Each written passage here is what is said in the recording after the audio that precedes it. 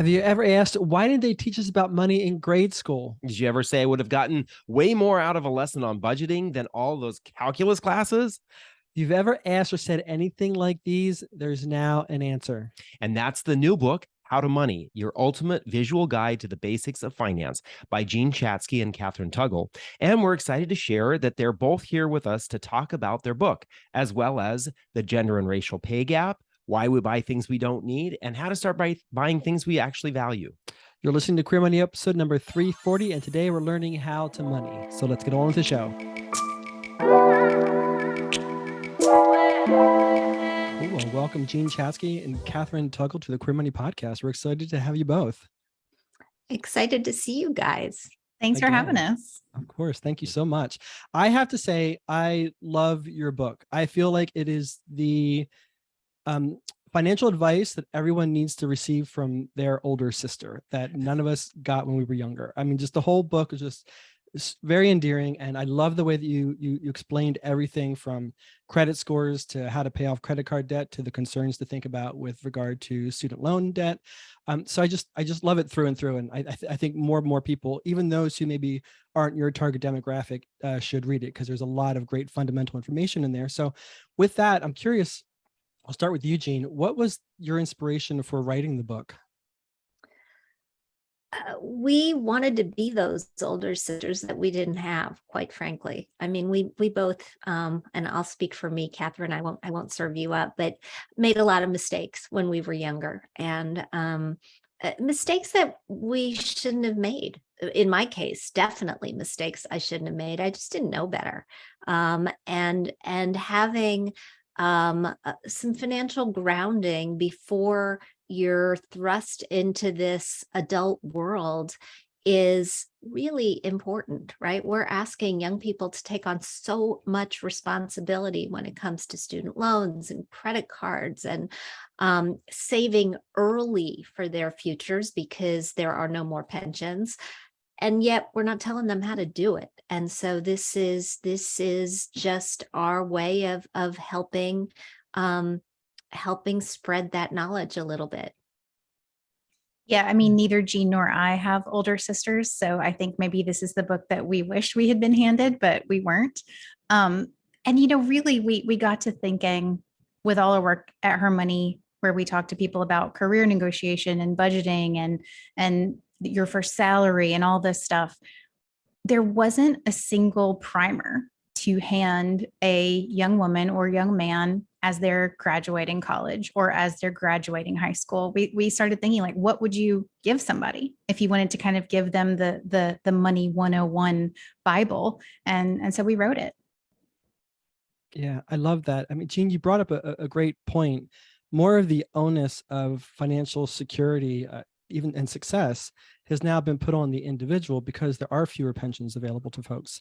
But we're not providing people enough of the tools and resources that they can have to empower themselves to make better decisions throughout their life.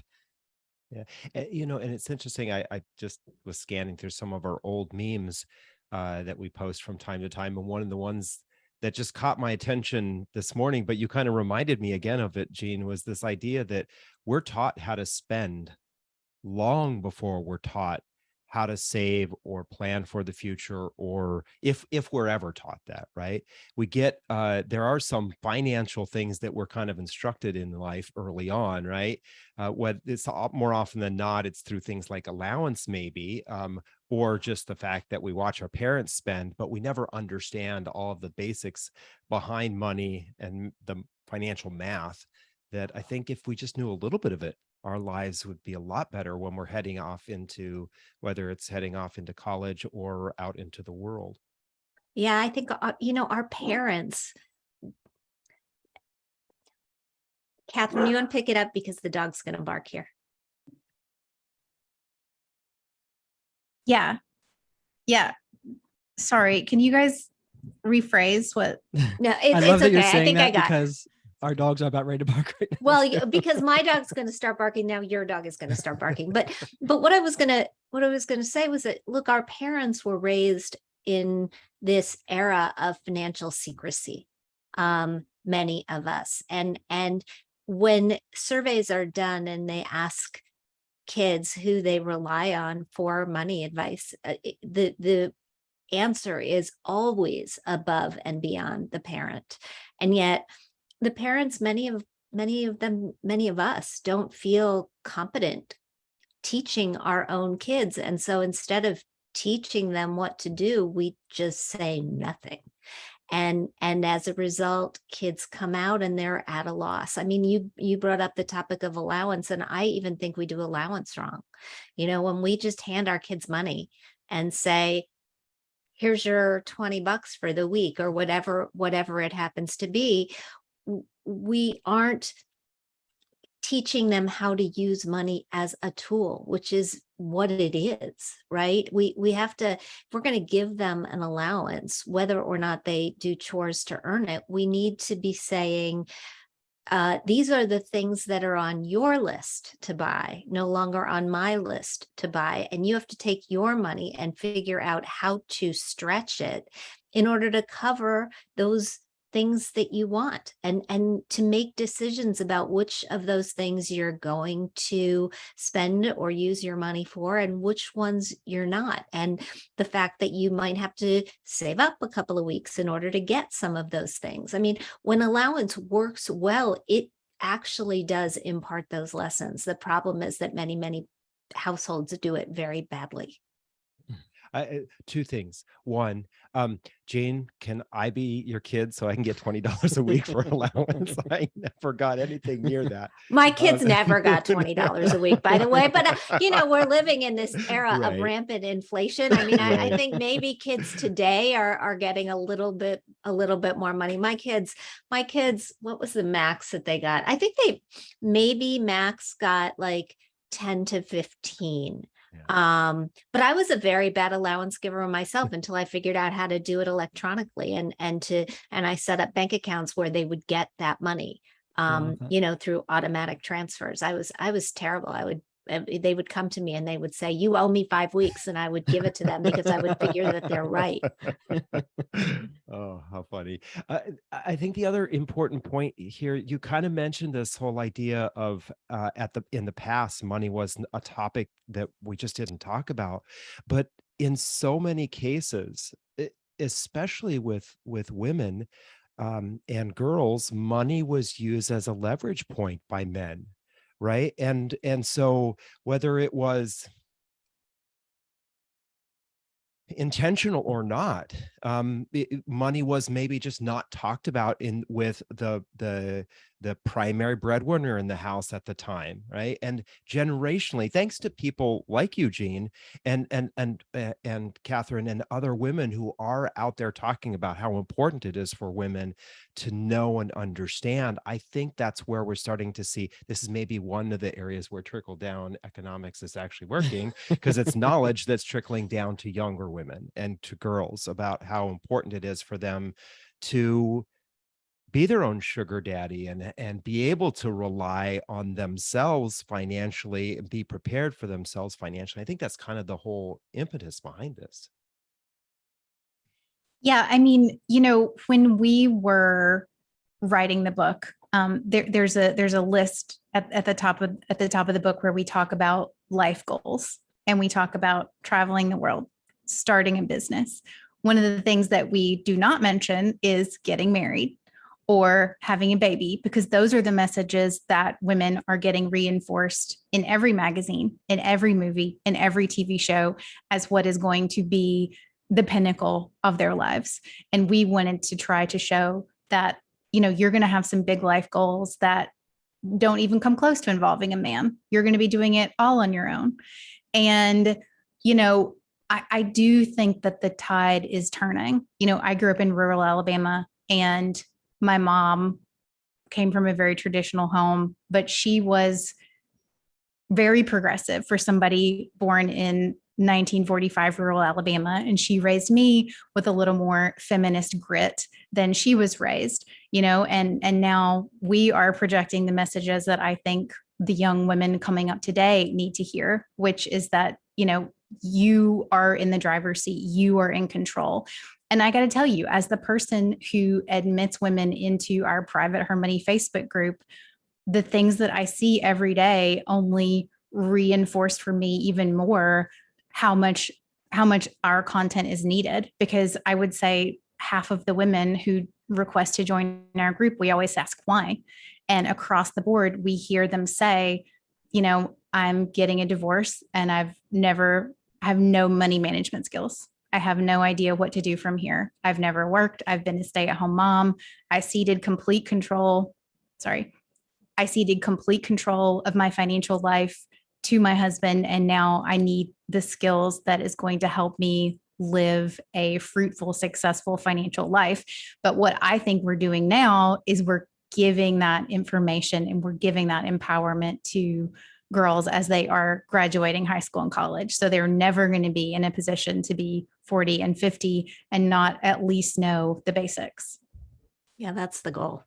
Yeah, I love that you're empowering women that way. I guess I'm still surprised that the number is 50% of women feel like they don't have any knowledge with which to run. It seems daunting almost.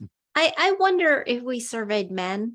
I mean, if we surveyed men honestly, where the number would shake out. I think a lot of people don't feel that they have the knowledge to run their own financial lives. I think men are a little bit better at faking it until they make it.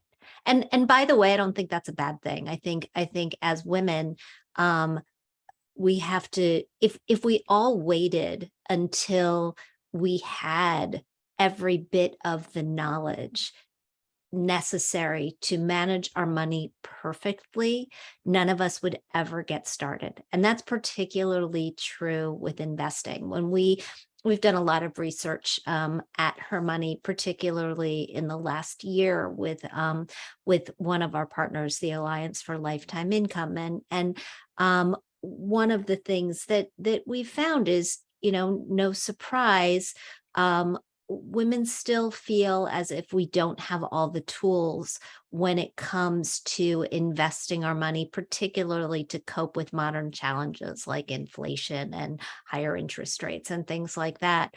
The problem with investing, and the reason that one of the things that we've embarked on recently is a course called Investing Fix, where we are teaching women investing in real time, is that you got to do it along the way. You can't wait until you feel like you know it all before you do it, or you will never, ever get started, because there are no perfect answers. You have to be satisfied with the good enough. And the only way to realize that the good enough actually will get you from here to retirement is to get in there and start doing it. Absolutely. I like that. Kind of goes back to Voltaire's quote, right? Perfect is the enemy of the good, right? And you kind of have to take your lumps as you're managing your money, especially with investing, right? Everybody has that stock that they didn't sell soon enough or didn't buy early enough. And you kind of got to take those lumps, and if nothing else, it gives you those war stories, but you've got the experience so you can make smarter decisions in the future. Yeah. Yeah. And look, the markets go down, and your portfolio is going to go down as the market goes down. Fortunately, historically, the markets go up more than they go down. And so if you're in it, if you're just in the market, diversified, you're going to be fine. It's when we try to second guess ourselves and think that we're smarter than the trends, and that we're smarter than history, that we get in trouble. Okay, you're making me feel a little bit better about the market right now. I'll hold on. It's been a little tenuous lately. And I think for better or for worse, I think what we see a lot of right now, especially on social media, is this comparison game, right? Everyone is throwing out there how well they've done with this or that. And so we feel a level of insecurity when we see people do that, and we say, oh, I'm not doing as well, I don't know enough. And so that may cause some of us to shy away from wanting to invest or actually do the things that are good for us financially. One of the other things I love about the book is throughout it, you provide Q&As on life and money lessons from a diverse set of women. And I was impressed. You had Congresswoman Ilhan Omar, co-founder of SoGal Ventures, Pocket Sun, and transgender advocate Jazz Jennings. And then you also had a very poignant piece by Javasia Harris Bowser titled "Dear Black Girl, How what I would say to my teenage self about the racial wage gap. That particular story really struck me because it just really felt like it came from her heart. Why was this level of diversity important to you? I think it sort of touches on where you were talking about earlier, Kathryn, of all the various kinds of women that come into the HerMoney group. Why was it important for you to represent that diverse set of women in this book? I'm so glad you asked. It was my number one goal, honestly, in writing this book. We profile 13 women, 9 of them are women of color. I'm a mixed race woman from rural Alabama. I grew up selling vegetables with my grandfather on the side of the road, shopping at thrift stores for my prom dresses. You know, I really wanted to keep this very, very real and not shy away from addressing every single topic that women are going to face: the gender wage gap, the racial wealth gap. Javacia is actually a friend of mine from Alabama, and she has written extensively about this topic. She is our what is her title? Our senior contributor. Yeah. Javacia is our senior contributor at HerMoney. She tackles all of these topics for us. She tackles all the stories that sorry. I'm trying to make her sound really good. She tackles a range, right? Yeah. She is not afraid to tackle all of these difficult topics with us. You know, for example, this August was supposed to be Black Women's Equal Pay Day. Black Women's Equal Pay Day, due to the pandemic and the struggles that women of color have faced, has been pushed back to September. You know, so we are constantly addressing these things on our website and in our newsletters. And it was important for us to have a living testament to the racial wealth gap in the book. And we thought that Javacia's piece really spoke to us. Sorry, guys, I'm going to have to do a timeout here. Our dog will not stop whining, and I think it's having an impact on how you and I are interviewing. So give us a second. Kelly's home. Can you just take him downstairs? Sorry. We so understand. My husband just texted me. He went out for an hour to get out of my hair while we were doing this, and he just texted me, I may come back. It's awful out here. It's like the wind is just whipping up. So we may have that too. That's okay. I'm gonna grab some water while we wait. Sure. Thank you.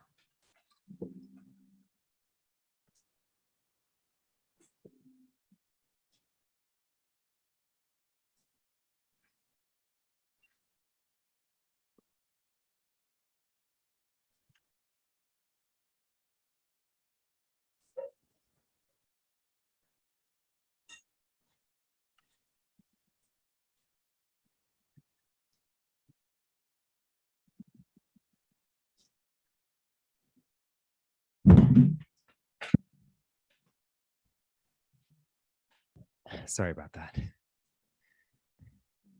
Okay.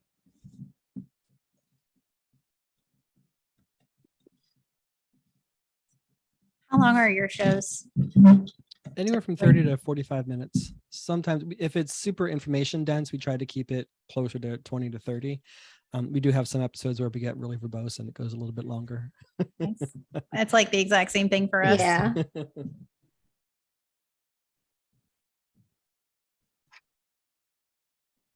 Cool. Well, thank you. Okay, I'll resume. So you do talk about the wage gap, both for women and various races throughout your book. Unfortunately, the LGBTQ community can relate to that because there's a sexual orientation and gender identity wage gap. But we particularly love how you encourage your readers to advocate for a fair wage from their very first job. And I've never really thought about it in this context before, but it's sort of like it's compound interest, but in the positive direction. And if you don't set that baseline, that high enough baseline from the get-go, you can really hurt yourself in the long run. Would you mind explaining that, or that effect of compounding interest with your salary? Sure. Happy to dive into that. And by the way, you guys should take credit for your research. I mean, you have been out there producing great studies on LGBTQ finance for years now. So pat yourselves on the back for that. Thank you. Yeah, it's I can't take credit for this research necessarily either. It was a study that came out of Carnegie Mellon University that a couple of professors did well over a decade ago, and they made the point that when you don't negotiate for that very first job, every raise that you get, every salary increase that you get is going to key off of that first salary. So if you, let's just say that you stay at one company for a very, very long time, even if what you're getting are cost of living increases every year, they're going to be based on a lower starting number. Now, hopefully you're switching jobs, because that's the best way to get a decent pay bump, especially now. And one of the really positive changes that we've started to see in the landscape when it comes to salary negotiations is that in many states, it's now illegal for a person interviewing you to ask you what you're making in your current job. You do not have to tell them.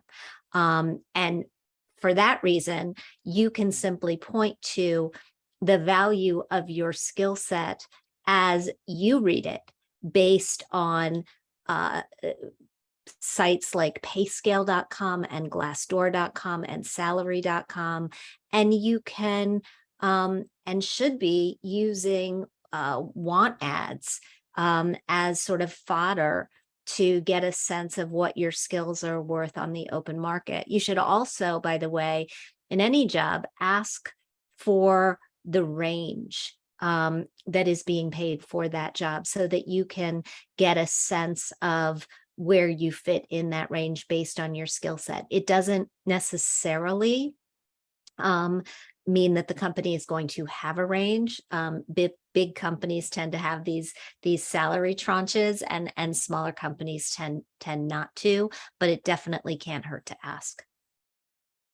Yeah, I love that. And I didn't know myself until recently that it was illegal for a hiring manager or employer to ask you what your previous salary was. I gave that out so many times. Yeah, I probably think hurt it's just myself. so common in the days when we were working in corporate that we just were asked that.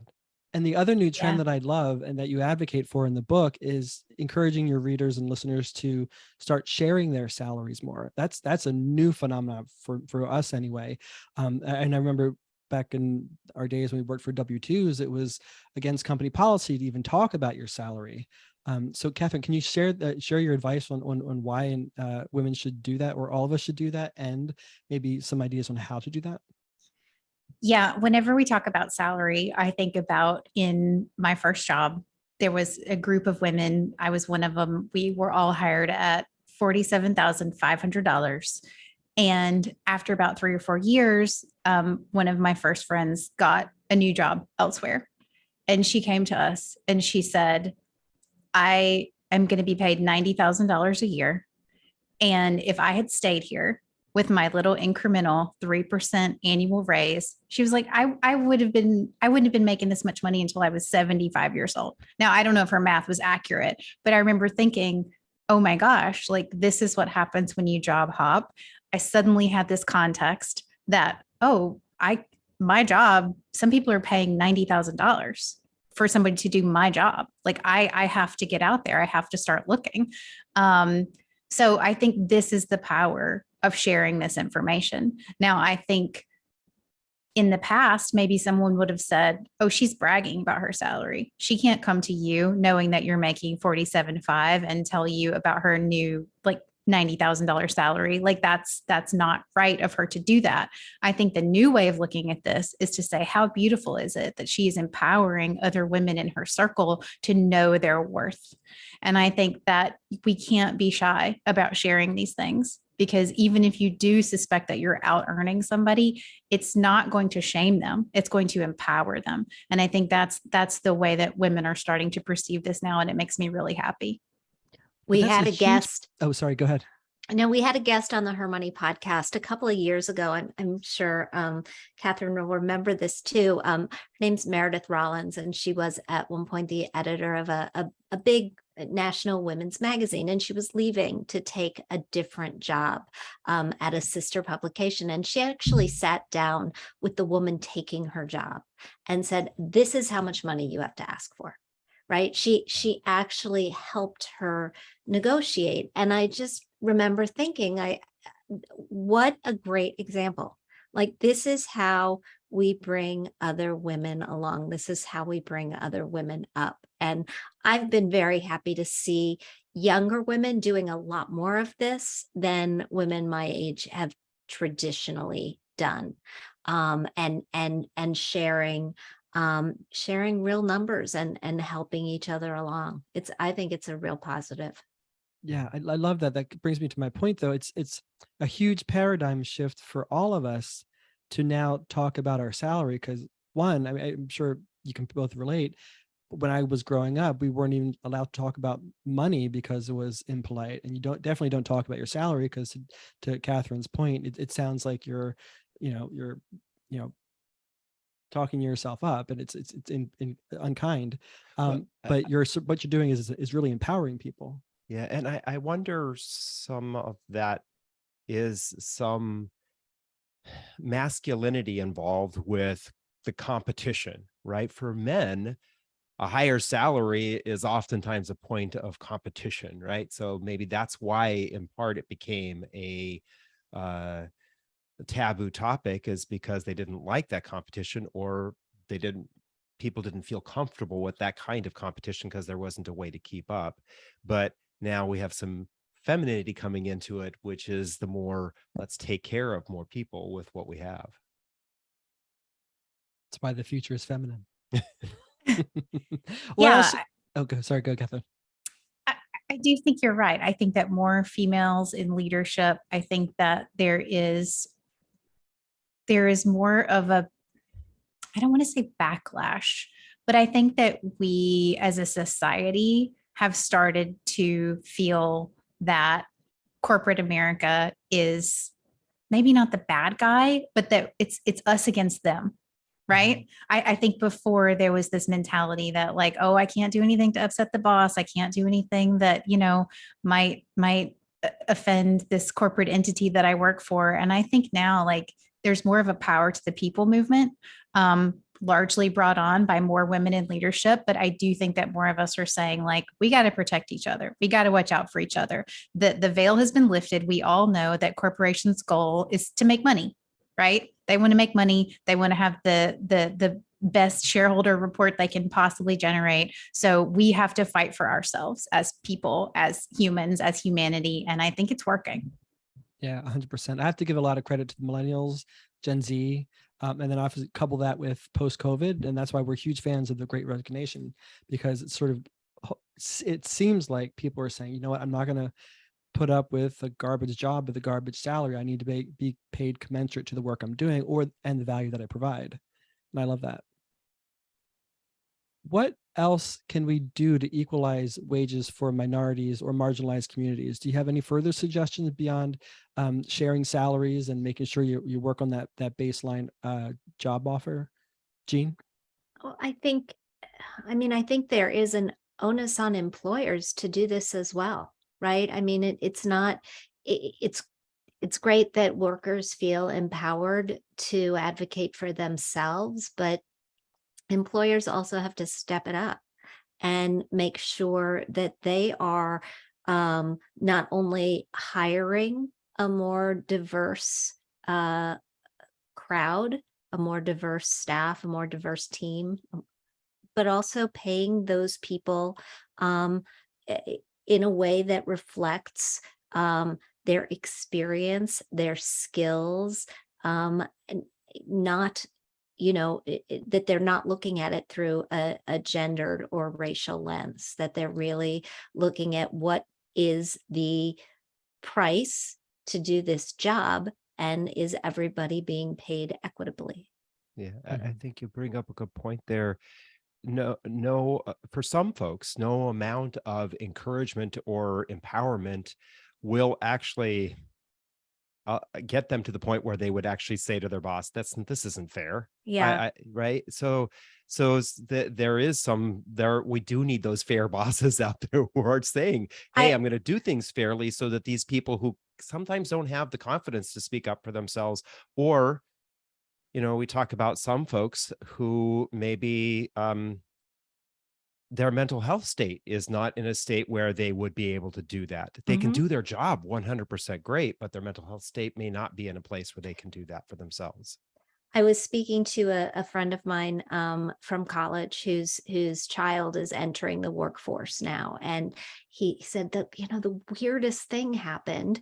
The employer called and increased the starting salary with nothing happened. Nothing happened in this child did not ask for a raise, there was no outreach. It was just, we're increasing the starting salary. And we had this whole conversation about what happened behind the scenes in order to lead to that. And my suspicion is they're leveling up. The employer was put in the position by somebody else who was coming in to do a similar job, and they ended up agreeing to pay that person more. And so they were leveling up because we're now in this era of additional salary transparency. That's awesome. Great news. Do you have any sense if that's sort of broad and it's affecting other industries and companies, or you think This it's is, still just an anecdote of one. Anecdote of one. Yeah. Well, I'll share. Here's a personal experience. When I left working for one company, large, a massive financial services company, and went to work for another one, smaller one, but not so small. I started negotiating my salary, and when they came back with a yes, they actually offered me $1,000 more than what I had asked for. And I thought that was so bizarre that they actually were giving me more. And then when I went and had my first kind of introductory meeting with my boss laid it out on the line, and it says, in this job, you work 40 hours a week, plus or minus. If you're working more than 45 hours consistently, either I'm doing something wrong as a boss, or because I'm giving you too much work, or we need to hire more people. And I thought to myself, I was working 55 hours at the previous company, making $15,000 less, and they could care less that that's the situation I was in. So I think, there are some employers that are starting to wake up and realize when they say that they treat their people well, they actually do treat their people well. And Right. it makes a lot of sense. Go ahead. It's also just not, it's not just about salary though either, right? Like, I think that we all have to be allies. We all have to be eagle-eyed in our jobs and our careers, wherever we work. What we hear time and time again from women of color in our community is that they consistently feel passed over for big projects. They consistently feel unheard. And I think all of us, particularly cisgender white males, have an obligation to say, you know what, actually, I think that was her idea. That's actually what you just brought up in the meeting is something that, Samantha had echoed to me a couple of weeks prior. We have to consistently work to elevate the voices of people who are marginalized, and we have to make sure that they do get put on the best projects and that they do get put on a track to advancement. We can't just sit back and expect that companies will pay people more and give people more opportunities because it's the right thing to do. A lot of companies have made great strides towards that, but I think that no matter where you fall on the totem pole at your company, you can make sure that people are put in the best position possible. Preach. I love it. That's wonderful. I want to tack just a little bit because it's great to earn a lot of money, but as we all know from bad experience, it's not necessarily how much money you make, but it's oftentimes how much money you spend. And you talk in the end of chapter 9 about the mood boost that comes from your purchases, and then the post-purchase mood crash, which is what we've called before on this show, the debt depression spiral. Do you mind elaborating a little bit on that mood boost and post-purchase mood crash phenomena a little bit, Kathryn? Yeah, sure. We know that when we click add to cart and when we see our inbox fill up with the congratulatory emails from our favorite retailer letting us know that the package is winging its way towards us, we get a little surge of dopamine. This is the same chemical that we get when we eat chocolate or have sex, it's telling us that this is a very good thing. It's a very good thing that you just spent that money. Congratulations, you just spent that money. The companies that we're buying from are reinforcing that message. Instagram is reinforcing that message when we see that, oh, our favorite influencer also has that. I was influenced this morning. I was like looking at this Skims dress that's like this gorgeous dress that like everybody's wearing, but they're probably all Photoshopped. So I'm probably not going to look like that when the Skims dress arrives at my doorstep. But yeah, and then I think the crash comes into place when we see how much money we spend, when we do get back to reality and we do check our budget and we do check our credit card statement, and everything's costing people more now. Like there was just a study from TransUnion that we wrote about today that credit card debt is higher than ever. So people are coping with the rising costs right now by putting more on their credit card, which is one of the most dangerous things that you can be doing if we are headed into a recession, as many economists say that we are. So, the crash comes later. It's like the spending hangover. But while you're spending, it feels really good. I think the key is to know that hangover is coming, right? Yeah. I drink a lot less than I used to because I know the hangover is coming. And I spend a lot less than I used to because I know the hangover is coming. And if you can build that habit and build that muscle over time, you'll just be so much more consistently happy. Right. So we got to stop drinking as much to have less fewer hangovers. No more, what do they call it? Drunk spending on Amazon. Sip and click. The sip and click. Yeah. Thank you. I'm actually such a good shopper on Amazon. I can order stuff and get it the same day, which David just found out yesterday. Oh my gosh. That's a skill you do not want to advertise. No, definitely not.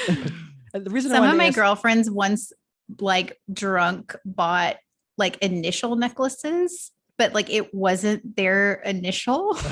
So now like this group of my girlfriends is walking around with like Z and V and like P and Q like around their neck, and they have no idea like why, but that's what they bought when they were drunk. I love it. That's awesome. The reason I want to ask that question is because you also talk about in chapter 10 an exercise of reflecting on your past purchases to assess how they make you feel in hindsight. I think I've never heard of that exercise before, but I think it's a brilliant exercise to do because I think so often we don't even think about our past purchases. We kind of just think about what they cost. And we forget about valuing what we actually just bought. So Jean, would you mind elaborating on that exercise a bit, please?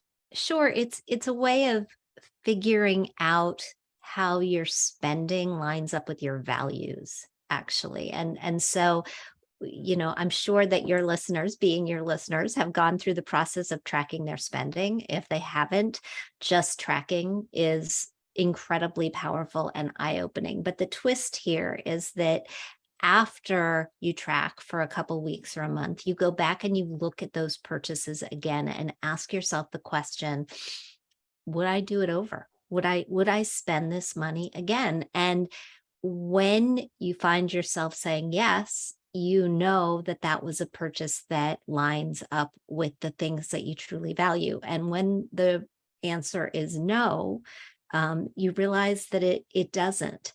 And my favorite story about this is a guy that I was coaching. I had him do this, both the tracking portion and then the values portion. And he went back through and found that, like many people, he was spending a huge amount of money on eating out.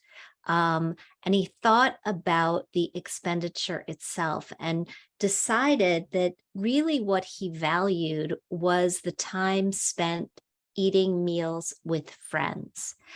And so instead of saying, I'm not going to do this anymore, he said, I'm not going to go to restaurants that are quite this expensive anymore. I'm still going to have just as many meals out with my friends. I'm still going to have these social experiences, which are the things that we do typically value. I'm just going to spend less with each one.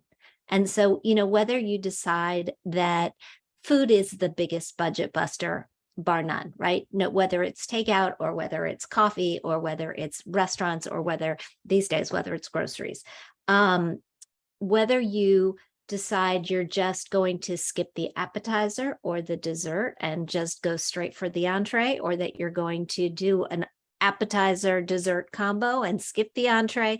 Like however you want to hack it, figuring out how to spend less while still getting that social experience is going to work for a lot of people. I love that. Notice how she didn't include wine in any of those equations. Yeah, we're not skipping that. It is interesting. You say this. I remember one of the coaching clients that we had, he emailed us and he said, after doing the exercise of analyzing his spending, he said, I can't believe I spend so much money on things that don't really matter to me. Because I think that we get over time, whether it's lifestyle creep or the social group that we hang out with, or the habits that we have, we kind of maybe brought from our previous life, our family, or wherever, we get so accustomed to these things being normal, and we have to have them in our life, but they're not actually truly adding that much value to our lives, but they're adding potentially a lot of financial stress or taking away a lot of opportunity for what that money could be doing for our future. Yeah. Yeah, that's the not hyperbolic. That's Hedonic treadmill. That's Yeah. the word, yeah. I was going to be smart for a minute. So I have to say, I love this book. It's very well written. I think it's great for a lot of people to read or listen to, even if you're old, young adult, or even older. But most of our listeners happen to be men, happen to be gay men. Any suggestions on what we or our listeners or viewers can do to get the message out about this great book, to share it with their nieces and nephews or whatever? Any suggestions? I'll throw to you, Kathryn. Oh, thank you. I would say, yeah, it's the perfect graduation gift for high school or college. Great birthday gift. I also think, if you've got a niece or a nephew or a child who's even like a very precocious 12-year-old, I think could get a lot out of this book. And if you know somebody who's like saving for a 529 and the kid is getting older, it would be a nice thing to say, here's your book. And also I just contributed to your 529. I think the options are really endless. I think it's a fun book. It's illustrated. I love the pictures. So it's not, we've tried to make it really engaging. So I do think that, a child will find it compelling. And yeah, you post on social media. We would absolutely love that, and support your local bookseller. Absolutely. I do. The graphics in it are great. I forget who was the artist again. Do you remember? Her name's Nina Cosford. Yeah, it was really she's got a really big Instagram following. She's fantastic. Yeah, that's great. So to wrap up, for listeners or viewers connected with any of this, they want to track you down, where exactly are you? Can people find you online or anywhere else, Jean? Sure. So I'm at Jean Chatzky across social platforms. Kathryn is at Kathryn Tuggle across social platforms, and they can find us at HerMoney. HerMoney.com and the HerMoney podcast. We hope that they'll dip in and see if they like our show as well. Awesome. And Kathryn, anything you want to follow up with? Yeah, if you want to get our podcasts and our newsletters and hear from me and Jean personally, we would love to have you sign up at hermoney.com/subscribe, and you will get all of our up-to-the-minute information. And yeah, we'd love to see you guys on the internet. Awesome. Thank you so much. We appreciate it. Thank you for listening to another episode of the podcast. Here's your HerMoney takeaway from this episode. As Kathryn suggested, and if you're a good gunkle, you'll do this, buy a hard copy of the book, How to Money, Your Ultimate Visual Guide to the Basics of Finance, and give it to a girl or young woman in your life. You'll be surprised at how much this book will empower her. Then join us on Thursday when we talk about the crazy high number of LGBTQ plus Americans who do not have access to a company-sponsored retirement account. Then join us next Tuesday when we talk about transgender rights and money with founder of the Trans Empowerment Project, Jack Knoxville. Thanks again and have a great week.